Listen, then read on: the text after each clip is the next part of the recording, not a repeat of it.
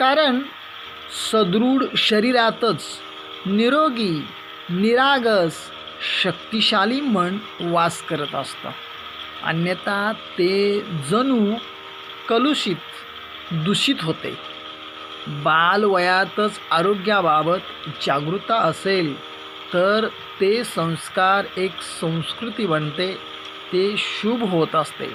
त्यासाठी कोणते अन्न खावे कोणते न खावे, कोणते साधक कोणते बाधक, कोणत्या वेळा, या सर्वांचा अभ्यास आणि जागृती करण्याची गरज आहे.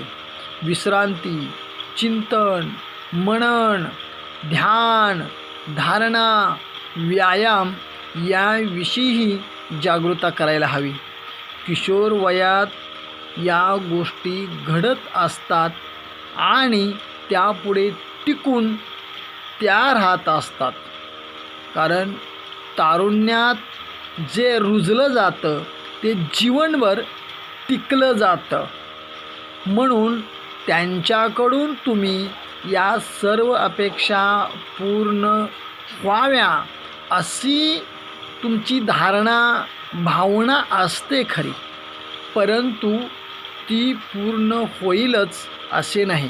परंतु तुमच्या प्रयत्नाने निश्चितच त्याला यश आल्याशिवाय राहणार नाही. जय श्री कृष्ण.